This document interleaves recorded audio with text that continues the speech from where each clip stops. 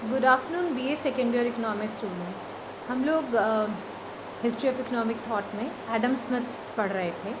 हमने Adam Smith के बारे में कुछ जानकारियाँ ली थी कि उनके द्वारा कौन कौन से सिद्धांतों का प्रतिपादन हुआ है, कौन से विचार उन्होंने विशेष तौर पे जो उनके नाम से बहुत जाने जाते हैं, ऐसे कौन से विचार थे।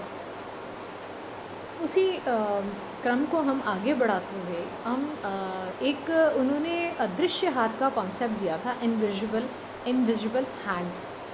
तो इनविजिबल हैंड जो था, इनविजिबल हैंड का जो कॉन्सेप्ट था, उसको उन्होंने सीखने की पद्धति के तहत उन्होंने एक बात कही कि उन्होंने अपने अध्ययन में स्मिथ इस तथ्य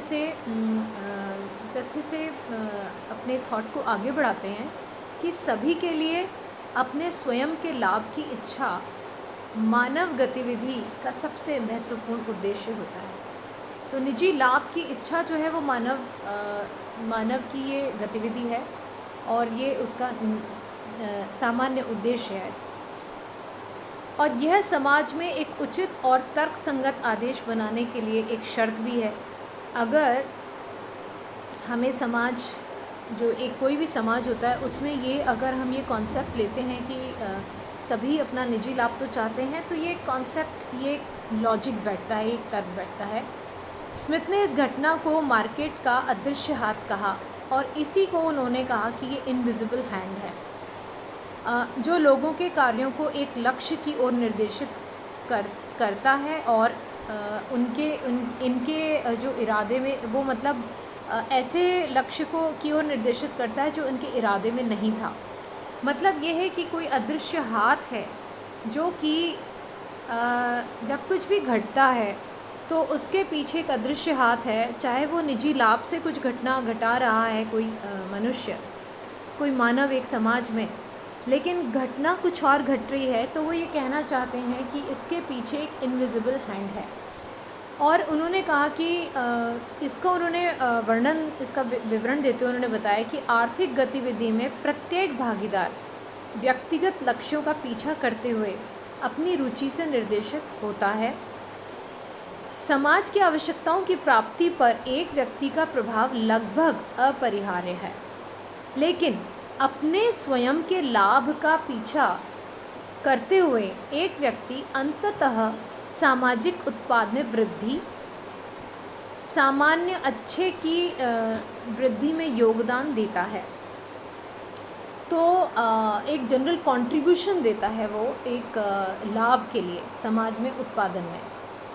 बाजार अर्थव्यवस्था में आदेश एक प्रतियोगिता तंत्र के माध्यम से स्थापित किया जाता है, यानी कि एक परफेक्ट कंपटीशन के कॉन्सेप्ट को लेके चल रहे हैं। यदि मांग बढ़ती है तो उत्पादन बढ़ता है और प्रतियोगिता तेज़ होती है, यानी प्रतिस्पर्धा आपस में जब तेज़ होती है जिससे लागत कम हो जाती है, और जब मांग गिरती है तो विपरीत प्रक्रिया होती है। तो स्मिथ ने प्रतिस्पर्धा और आर्थिक तंत्र के आंतरिक बसंत के रूप में व्यक्तिगत शक्ति के प्रोत्साहन शक्ति और महत्व को दिखाया। तो उन्होंने ये कहा कि परफेक्ट कंपटीशन होता है और उस परफेक्ट कंपटीशन में एक इनविजिबल हैंड है जो कि मांग और पूर्ति की शक्तियों के आधार पर आर्थिक तंत्र को चलाता है। स्मिथ के अनुसार आर्थिक जीवन ऐसे कई कानूनों के अधीन एक प्रक्रिया है जो व्यक्तियों की इच्छाओं से स्वतंत्र है, और उन्होंने ये कहा कि ये व्यक्ति अपनी इच्छा से उसको कंट्रोल नहीं कर सकता। ये एक प्राकृतिक कोई नियम चलते रहते हैं, और उन्होंने कानून शब्द का उपयोग नहीं किया है। स्मिथ इन कानूनों को स्वाभाविक मानते हैं। वो कहते हैं स्वाभाविक कुछ क्रिया होती है, उन्होंने उन्हें मनुष्य के स्वभाव से निकालने की कोशिश की। ऐसा करने के लिए स्मिथ ने अमूर्तता की मदद का सहारा लिया।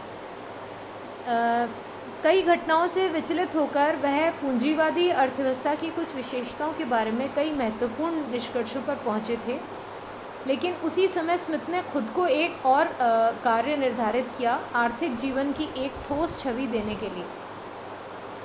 आज तक उन्होंने पूंजीवादी अर्थव्यवस्था की घटनाओं का वर्णन किया और उन्हें व्यवस्थित किया, क्योंकि वे सतह पर दिखाई देती थी। विभिन्न तरीकों का उपयोग करके प्राप्त किए गए परिणाम सीधे अतुलनीय निकले।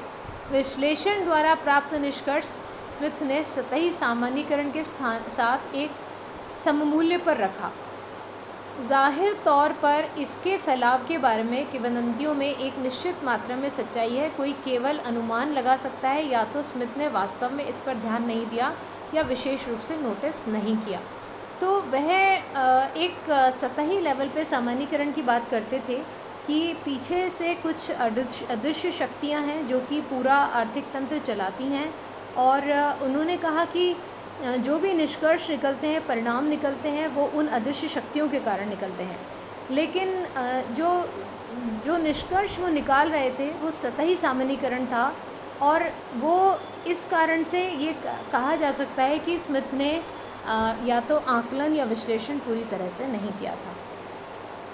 श्रम विभाजन का सिद्धांत भी स्मिथ ने दिया था।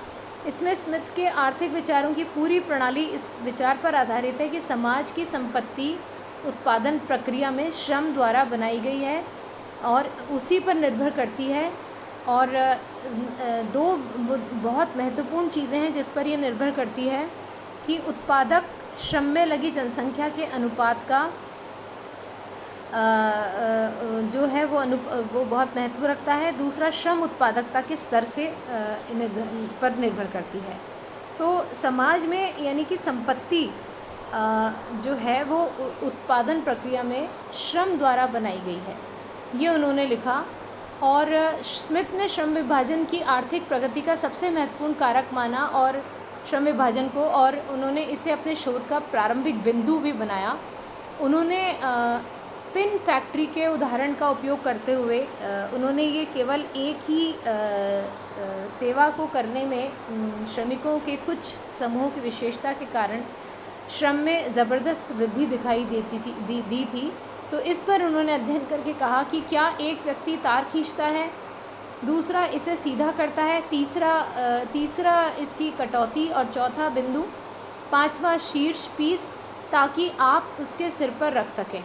सिर की तैयारी के लिए 2 या 3 अलग अलग ऑपरेशन करने होते हैं, अलग से डाल पर अलग से सफ़ेदी, और यहाँ तक इसे कागज़ में लपेटना भी एक विशेषता है। तो ये पूरी प्रक्रिया उन्होंने बताई थी पिन फैक्ट्री में कैसे पिन बनाते हैं।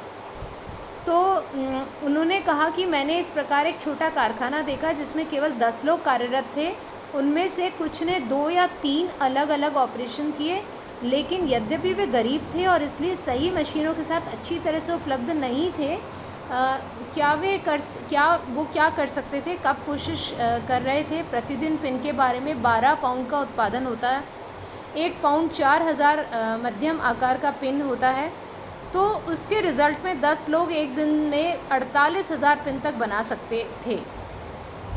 अगर वे सभी अलग अलग काम करते और स्वतंत्र रूप से 20 नहीं करते, लेकिन अकेले कोई भी एक नहीं कर सकता था। तो उन्होंने ये चीज़ ऑब्ज़र्व करी कि अगर मिलकर के और काम को बांट लिया जाता है जिसमें जो परफेक्शन से काम करता है, तो उन्होंने स्मिथ ने कहा, उस पिन फैक्ट्री का सारा उदाहरण लेकर के स्मिथ ने कहा कि श्रम विभाजन होना यानी कि डिवीज़न ऑफ लेबर होने से जो आउटपुट है वो बहुत ज़्यादा बढ़ सकता है, उत्पादन बढ़ सकता है। तो स्मिथ ने बाज़ार के आकार पर श्रम के विभाजन की निर्भरता पर विचार किया और बड़े बाज़ार उन्होंने तर्क दिया कि श्रम के विभाजन और उत्पादन की विशेषता के लिए अनुकूल परिस्थितियां बना देते हैं। इस आधार पर उच्च श्रम उत्पादकता हासिल की जा सकती है। तो उन्होंने कहा कि प्रोडक्टिविटी भी बढ़ जाती है और बाज़ार की संकीर्णता को देखते हुए श्रम विभाजन की संभावनाएं सीमित हैं और श्रम उत्पादकता में वृद्धि भी मुश्किल है। अगर बहुत छोटा आकार का बाज़ार होता है तो उसमें श्रम विभाजन की थोड़ी सी सीमाएं, वो संभावना कम हो जाती है। तो वो कह रहे थे कि अगर विशाल आकार का बाज़ार है तो श्रम विभाजन आसानी से हो सकता है कि कुछ लोगों को कुछ काम जिनमें वो निपुण हैं उनको वही काम दे दिया जाए और किसी को कुछ दे दिया जाए। इस प्रकार से अगर पूरी प्रक्रिया प्रोसेस ऑफ कोई, जैसे पिन बनाने की प्रक्रिया में उन्होंने हेड बनाना, जिसको बताया कि सिर बनाया, उसकी पॉइंट बनाई, उसका सारी चीज़ें जो वो बता रहे थे प्रक्रिया में, किसी ने शुरुआती प्रोसेसिंग में काम किया। तो वो उन्होंने कहा कि अगर श्रम विभाजन हो जाता है तो उससे आउटपुट और प्रोडक्टिविटी दोनों बढ़ जाती है। तो श्रम के विभाजन के बारे में स्मिथ के विचारों की जो संपूर्ण प्रणाली की खामी उनके श्रम के सामाजिक और कारखाना विभाजन के अंतर की समझ की कमी बताई जाती है। और मतलब उन्होंने जैसे समाज में कैसे श्रम का विभाजन हो और कारखाना में कैसे विभाजन हो, इसमें थोड़ा सा डिफरेंस उन्होंने नहीं किया। और पूर्व समाज के विकास के सभी चरणों में होता है, और उत्तरार्ध पूंजीवाद द्वारा उत्पन्न होता है। यह लाभ कमाने की एक विशेष विधि है। दूसरी ओर स्मिथ ने एक बड़े कारखाने के रूप में पूंजीवादी अर्थव्यवस्था को चित्रित किया। उन्होंने कहा कि पूंजीवादी अर्थव्यवस्था जो होती है वो बहुत बड़ा कारखाना है। यह सच नहीं है, क्योंकि पूंजीवादी उद्यमों के बीच श्रम का विभाजन अनायास हो रहा है और पूंजीवादी की इच्छा से जानबूझकर किसी कारखाने में हो रहा है। तो कहने का मतलब है ये सारी चीज़ इनके इस सिद्धांत का क्रिटिसिज्म भी बताती है, लेकिन हमें इस बात पर फोकस करना है कि एक्चुअली कॉन्सेप्ट क्या है श्रम विभाजन का, या कॉन्सेप्ट क्या है इनविजिबल हैंड का। इनविजिबल हैंड में उन्होंने स्पष्ट ये किया है कि एक अदृश्य शक्ति पूरे मार्केट में आर्थिक सिस्टम में आर्थिक तंत्र को कंट्रोल करती है, और उसी को उन्होंने इनविजिबल हैंड किया है। और उस टाइम पे जो क्लासिकल इकोनॉमिस्ट थे वो इस चीज़ को प्रकृति पर बहुत विशेष तौर पर ध्यान देते थे। तो उन्होंने उस उद्देश्य से बताया है कि ये एक्चुअली कोई मतलब गॉड का हैंड कह लीजिए, सुपर पावर का हैंड कह लीजिए, वो चीज़ होती है, और जो कि तर्क से परे बताते हैं। और परफेक्ट कॉम्पिटिशन की बात करते हैं कि इकोनॉमी में परफेक्ट कॉम्पिटिशन है जिसमें मांग और पूर्ति की शक्तियाँ स्वयं अपने हिसाब से काम करती हैं। इसे स्वतंत्र बाज़ार भी कहा जा सकता है, जिसमें किसी प्रकार का राज्य का हस्तक्षेप नहीं होता। और दूसरा, इन्होंने जो श्रम विभाजन की बात कही है, तो इसमें भी इन्होंने ये अपना अध्ययन किया और उस हिसाब से निष्कर्ष निकाला कि अगर किसी का स्पेशलाइजेशन है, विशिष्टीकरण है, किसी कार्य को करने में किसी को विशेष माहिरी हासिल है, तो वह कार्य यदि उसको सौंप दिया जाता है तो पूरे एक फैक्ट्री में विभिन्न प्रोसेसेस के दौरान जिसका जिस प्रक्रिया में माहिरी है, अगर उसको इस प्रकार से श्रम विभाजन किया जाता है तो निश्चित तौर पर आउटपुट और प्रोडक्टिविटी बढ़ती है। यानी कि एक इंडिविजुअल जो लेबर अपने जिस कार्य में वो माहिर है उसी कार्य को करता है, तो उसकी प्रोडक्टिविटी यानी कि उसकी कार्यकुशलता भी बढ़ती है, और जो उससे उत्पादकता बढ़ती है और उत्पादन भी बढ़ता है। ये दोनों कॉन्सेप्ट्स कई बार शॉर्ट नोट्स में आता है, या फिर अगर एडम स्मिथ के विचारों के बारे में आता है तो इनविजिबल हैंड और श्रम विभाजन हम दो ज़रूर लिखें। आगे हम अभी और भी उनके विचारों को पढ़ेंगे। तब तक कल हम इसके बारे में पढ़ते हैं। Thank you so much.